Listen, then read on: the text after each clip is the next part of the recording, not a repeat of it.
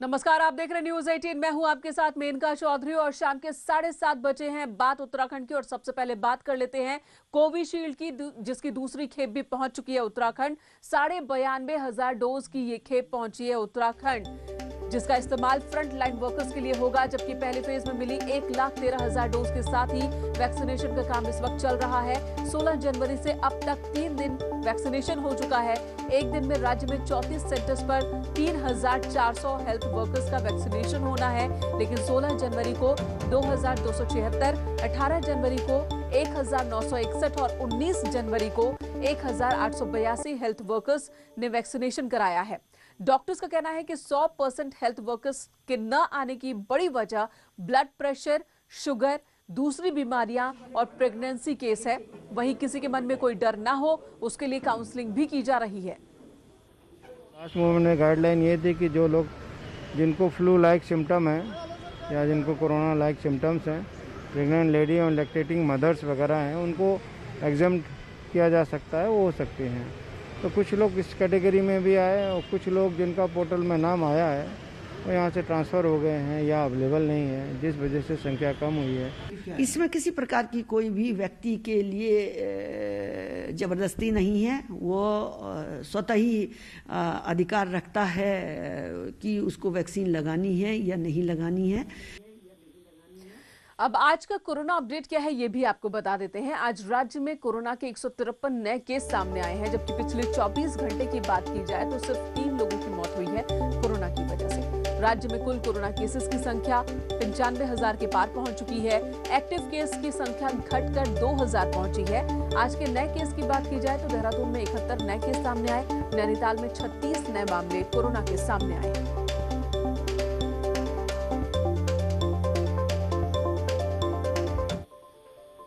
चलिए अब कुछ राजनीतिक खबरों की बात कर लेते हैं। सरकार और संगठन की बार बार हिदायत के बावजूद बीजेपी के मंत्री अपने प्रभार वाले जिलों के दौरे में रुचि नहीं दिखा रहे हैं। नतीजा कि बीजेपी के कई बड़े नेता अब गुस्से में हैं। बीजेपी कोर ग्रुप को सीधे तौर पर मुख्यमंत्री कार्यालय को मंत्रियों के दौरों की मॉनिटरिंग का काम सौंपना पड़ा है।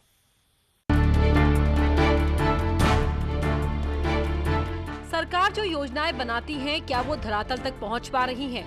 इसके लिए प्रत्येक मंत्रियों को अलग अलग जिलों का प्रभारी बनाया जाता है ताकि वो क्षेत्रों में जाकर योजनाओं की पड़ताल कर सके। मौजूदा सरकार और संगठन स्तर पर मंत्रियों को लगातार जिलों में जाने के निर्देश भी जारी होते रहे हैं, लेकिन मंत्री हैं कि वो अपने विधानसभा क्षेत्र या देहरादून के अलावा बाहर जाने से थोड़ा बचते रहे हैं। जब न्यूज 18 ने मंत्रियों के दफ्तर से प्रभारी जिलों के उनके दौरों का रिकॉर्ड जुटाया तो मिलीजुली तस्वीर सामने आई। हरक सिंह रावत अल्मोड़ा जिले के प्रभारी हैं, लेकिन बीते 9 महीने में सिर्फ एक बार ही अल्मोड़ा के दौरे पर गए हैं। नैनीताल और उधम सिंह नगर 2 जिलों के प्रभारी मंत्री मदन कौशिक पिछले 9 महीनों में मात्र 2 बार इन जिलों में गए। बागेश्वर की प्रभारी मंत्री रेखा आर्य 9 महीने में मात्र 3 बार बागेश्वर के दौरे पर गयी, तो वहीं सतपाल महाराज 8 दफा अपने प्रभारी जिले हरिद्वार के दौरे पर गए। परफॉर्मेंस में मंत्री धन सिंह रावत सबसे टॉप में रहे। धन सिंह के पास टिहरी, रुद्रप्रयाग, चमोली, उत्तरकाशी 4 जिलों का प्रभार है। पिछले 9 महीने में धन सिंह 8 बार टिहरी, 3 बार चमोली, 3 बार उत्तरकाशी और 6 बार रुद्रप्रयाग का दौरा कर चुके हैं। हमारी निरंतर उन क्षेत्रों में जहाँ पर हमें प्रभार दिया गया है बनी रहती हैं। जो हमारा देहरादून है, राजधानी भी है और उसमें निश्चित रूप से मेरी आवाजाही लगातार बनी रहती है। जहाँ पर कार्यक्रम निर्धारित होते हैं, जहाँ तक प्रवास का संबंध है, हम प्रवास भी करेंगे। इस समय कोरोना महामारी में वैसे भी माननीय मुख्यमंत्री ने और ये कहा था कि भाई हम बहुत ज़्यादा न जाएं जिससे कि भीड़ भाड़ ना हो। और मैं पिछले दिनों मैं 15 अगस्त को गया था। यही कारण रहा कि पिछले हफ्ते हुई बीजेपी कोर ग्रुप मीटिंग में एक बार फिर मंत्रियों को महीने में एक बार अनिवार्य रूप से जिलों का दौरा करने को कहा गया। कोर ग्रुप को सीएम त्रिवेंद्र रावत को खुद इसकी मॉनिटरिंग का जिम्मा सौंपना पड़ा। मुख्यमंत्री जी को इसका दायित्व दिया गया है कि सारे मंत्री और सारे दायित्वधारी जिलों का दौरा भी करेंगे और कुछ जो बिंदु तय के उन बिंदुओं पर वहाँ चर्चा वार्ता भी होगी। सरकार की योजनाओं के बारे में भी वहाँ बातचीत होगी। तो ये सारी चीजें उनको सौंपी गई हैं और इससे अलग भी कई निर्णय लिए। प्रभारी जिलों को छोड़ दिया जाए तो मंत्रियों के अन्य जिलों के दौरे भी कभी कभार के ही हैं। सरकार चुनावी साल में आ चुकी है, इसलिए अब कमान सख्ती से कसी जा रही है। अगले कुछ दिनों में मंत्रियों और दायित्वधारियों के दौरे अचानक बढ़ जाएं तो कोई हैरानी नहीं होनी चाहिए। न्यूज़ 18 के लिए देहरादून से सुनील नरप्रभात की रिपोर्ट। इधर कांग्रेस भी प्रदेश में लगातार एक्टिव होती नजर आ रही है। आज महंगाई के मुद्दे पर कांग्रेस ने प्रदर्शन किया है। देहरादून में कांग्रेस नेताओं ने सरकार का पुतला जलाया। कांग्रेस के प्रदेश अध्यक्ष प्रीतम सिंह ने कहा कि डीजल, पेट्रोल और गैस की कीमतें लगातार बढ़ रही है, जनता परेशान है। कांग्रेस नेताओं ने रसोई गैस सिलेंडर के साथ प्रदर्शन किया। पर है गैस के सिलेंडर के दाम जो है पिछले 20 दिनों में लगभग 100 रुपया बढ़ाने का काम जो है सत्ता में बैठे हुए लोगों ने किया। 85 के पार जो है क्या नाम पेट्रोल चलाया गया, 75 के पार जो है डीजल चला गया है। दाल, सब्जी, तमाम चीज़ें जो है महंगाई अपने चरम पर है। गरीब आदमी का जीना दूरम हो गया है। एक और वो महंगाई से त्रस्त है, दूसरी ओर जो है कोरोना की महामारी से त्रस्त है। प्रदेश के दूसरे हिस्सों में भी कांग्रेस ने महंगाई का मुद्दा बनाकर प्रदर्शन किया है। 3 तस्वीरें चलिए अब आपको दिखाते हैं कि किस तरह से कांग्रेस कार्यकर्ता जगह जगह सड़कों पर उतरे और इन्होंने महंगाई को मुद्दा बनाया। ये तस्वीर इस वक्त आपके सामने, पहली तस्वीर हल्द्वानी की, दूसरी पिथौरागढ़ की और तीसरी रामनगर की है, जहां कांग्रेस कार्यकर्ताओं ने बढ़ती महंगाई के खिलाफ प्रदर्शन किया। केंद्र सरकार का पुतला फूंका। कांग्रेस कार्यकर्ताओं का आरोप था कि केंद्र सरकार महंगाई पर कंट्रोल नहीं कर रही है, जिसकी वजह से खाने पीने के सामान से लेकर जरूरी चीजें सबके दाम बढ़ रहे हैं।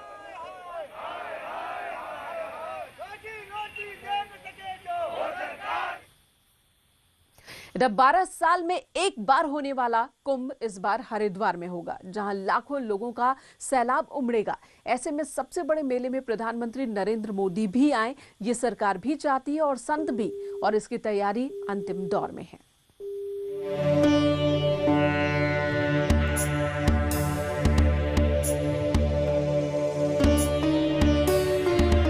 तीर्थ नगरी हरिद्वार को महाकुंभ के लिए सजाया जा रहा है। सरकार, शासन और संत सब तैयारियों में जुटे हैं।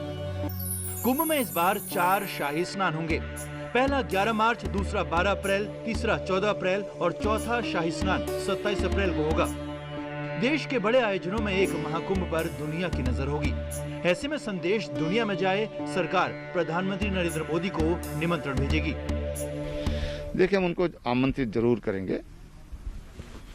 बाकी जो भी स्थिति होगी वो समय पर उनको निर्णय लेना है। लेकिन सामान्यतः जब माननीय कल्याण सिंह जी 1991 में मुख्यमंत्री बने थे उत्तर प्रदेश के, तो मुख्य जो स्नान होते हैं उन पर वीवीआईपी नहीं आते हैं। सरकार और संत चाहते हैं कि कुंभ भव्य और दिव्य हो, और ऐसे में प्रधानमंत्री नरेंद्र मोदी की मौजूदगी आयोजन को विशेष बना देगी और मेले से शांति और नेतृत्व का संदेश जाएगा।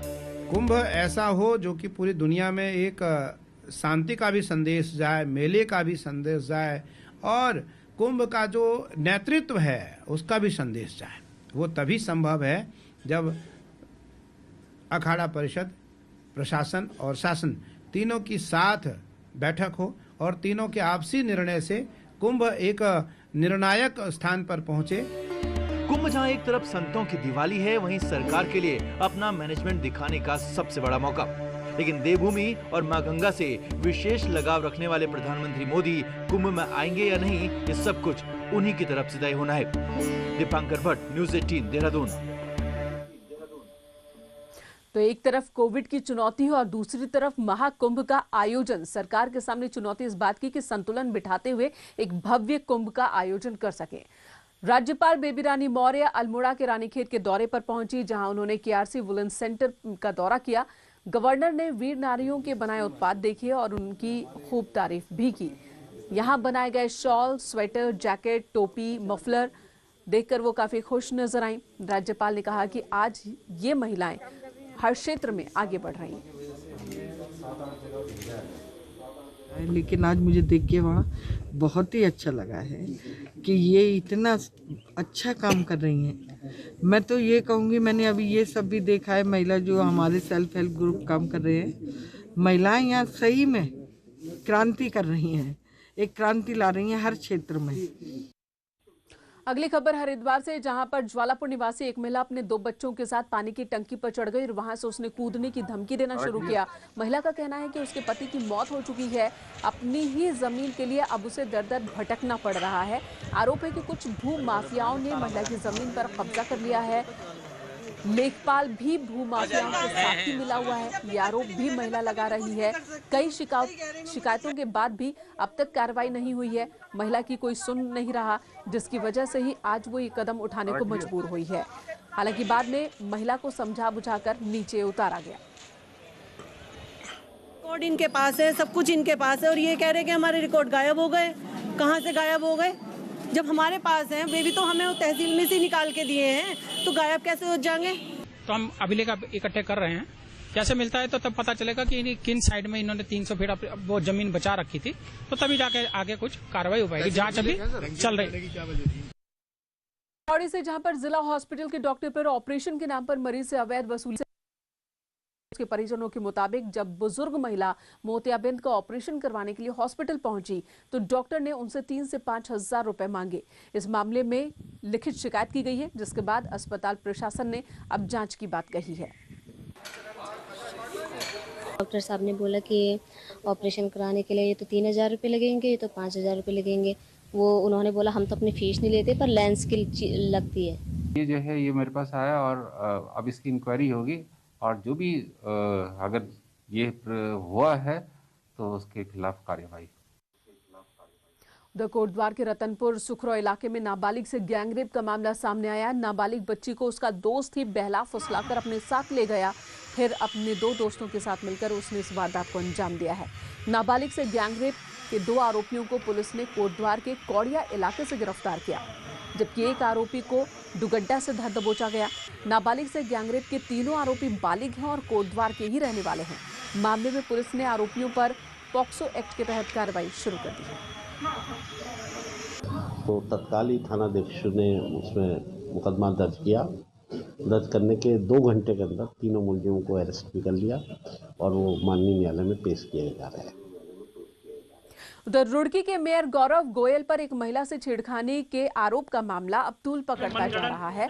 अब पीड़ित महिला के पति नीरज अग्रवाल के नाम से फेसबुक आईडी बनाकर मेयर से माफी मांगने का मामला सामने आया। नीरज अग्रवाल का कहना है कि उन्होंने मेयर से कोई माफी नहीं मांगी है। साथ ही जिस व्यक्ति ने इस तरह की फर्जी आईडी बनाकर लोगों को गुमराह करने की कोशिश की है, उसके खिलाफ भी मुकदमा दर्ज किया जाए, ये मांग पीड़ित के पति ने की है।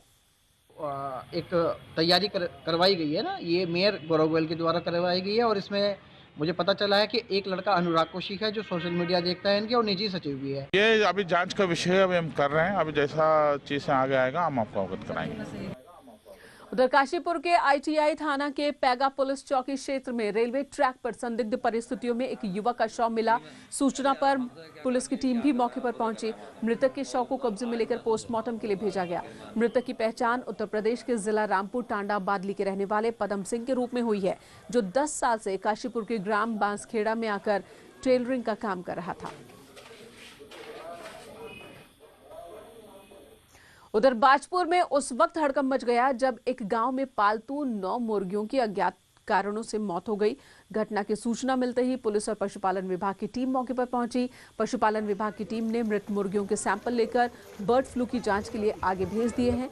बाजपुर के ग्राम नंदपुर नरका टोपा में 9 मुर्गियों की अज्ञात कारणों से मौत हो गई।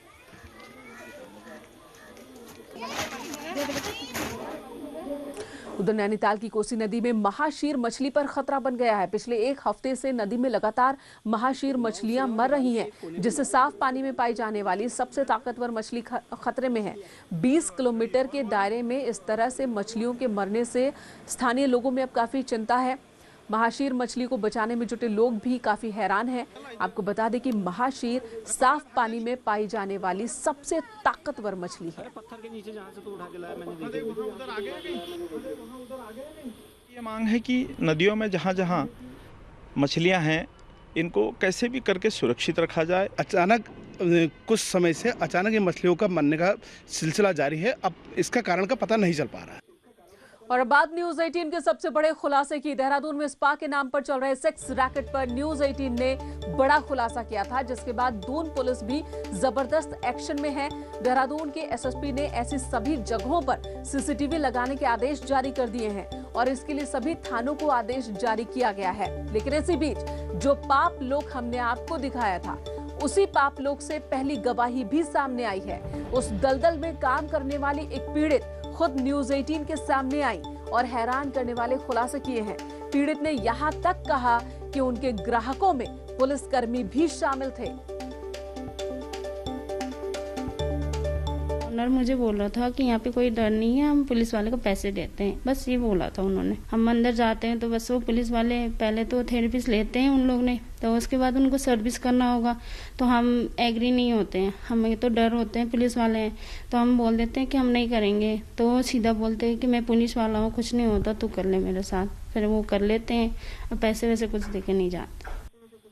सतेंद्र बर्तवाल इस वक्त हमारे साथ देहरादून से जुड़ गए हैं। सतेंद्र, आपकी ये रिपोर्ट, आपने जो खुलासा किया, बड़ा खुलासा किया, और जिस तरह से आपने दिखाया कि एक दो नहीं बल्कि कई स्पा सेंटर्स हैं जहां पर ये गंदा धंधा चल रहा है। आशंका तब भी थी, आपने भी जाहिर की थी कि बिना पुलिस के मिलीभगत के ये संभव नहीं। आज ये पीड़ित खुद अपनी जुबान से कह रही है।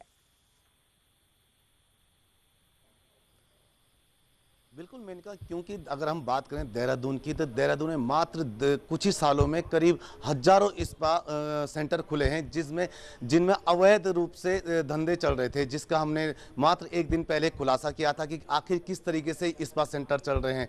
और इसी बीच हमारे न्यूज 18 ऑफिस में एक महिला पहुंचती है। ये युवती कहती है कि वो स्पा सेंटर के में काम करती है। स्पा सेंटर बाकायदा वो यहाँ की नहीं है, उत्तराखंड की नहीं, उत्तराखंड वो अलग राज्य से और वहां से ये स्पा सेंटर में देहरादून पहुंची है। अलग अलग स्पा सेंटर में उसे काम पे भी रखा जाता है, कभी कहीं उनको भेजा जाता है, कभी कहीं।